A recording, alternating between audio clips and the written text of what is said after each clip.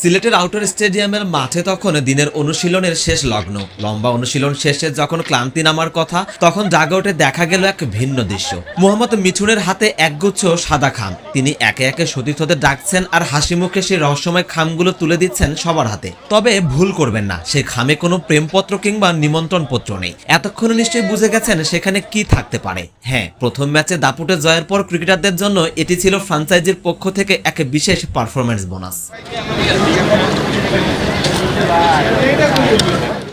আধুনিক ক্রিকেটে বড় ফ্র্যাঞ্চাইজিগুলোর সাফল্যের অন্যতম চাবিকাঠি হলো ক্রিকেটারদের মনস্তত্ত্ব দিক নিয়ে কাজ করা। ঢাকা ক্যাপিটালসও তার ব্যতিক্রম নয়। মাঠের পারফরম্যান্সকে মাঠেই স্বীকৃতি দেয়া কিংবা ঘাম ঝরানো পরিশ্রমের তাৎক্ষণিক মূল্যায়ন ক্রিকেটারদের জন্য এর চেয়ে বড় মোটিভেশন আর কি বা হতে পারে। মিঠুনের হাত থেকে নেয়া এই খামগুলো যেন কেবলই আর্থিক পুরস্কার নয়, বরং প্রতিটি খেলোয়াড়ের আত্মবিশ্বাসে যোগ করা এক নতুন মাত্রা। কিন্তু এই হাসি খুশি পরিবেশে ঠিক ঘণ্টাখানেক আগেই মিরপুরের আকাশে জমেছিল শঙ্কার ঘন কালো মেঘ।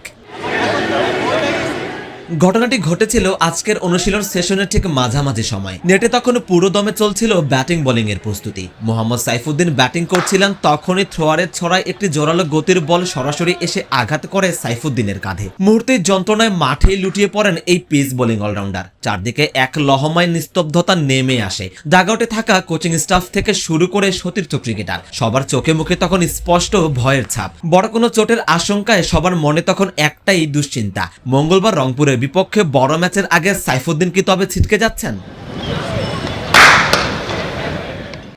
বিপিএল এর মতো ব্যস্ত টুর্নামেন্টে ইনজুরি মানেই দলের সব সমীকরণ ওলটপালট হয়ে যাওয়া। সাইফুদ্দিনের মতো একজন কি প্লেয়ারের চোট ঢাকার জন্য হতে পারত বিশাল এক ধাক্কা। ফিজিও যখন মাঠের মাঝে নিবিড় শুশ্রূষা দিচ্ছিলেন, তখন পুরো দল যেন নিঃশ্বাস বন্ধ করে অপেক্ষা করছিল। অনুশীলনের আনন্দঘন মেজাজ তখন এক নিমেষে রূপ নিয়েছে গভীর দুশ্চিন্তায়।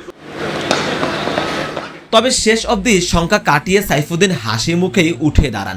নাসির হোসেনের সাথে খুনসুটি করতে করতে মাঠের বাইরে আসতেও দেখা যায় এই অলরাউন্ডারকে। মাঠের সেই আতঙ্ক আর অনিশ্চয়তা যেন এক লহমায় রূপ নেয় অদম্য সাহসে। সাইফুদ্দিনের সুস্থ হয়ে ফেরাটাই ছিল দিনের সবচেয়ে বড় স্বস্তি, যা পূর্ণতা পায় দিনের শেষে মোহাম্মদ মিঠুনের হাতে থাকা ওই সাদা খামের খুশিতে।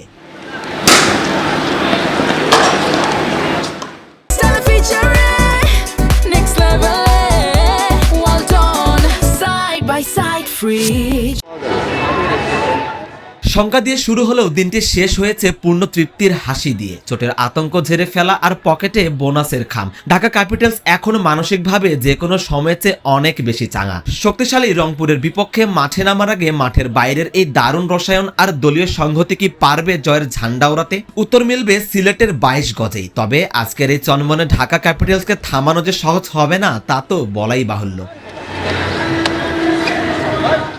সারোয়ার সেতু, ক্রিকেট 97।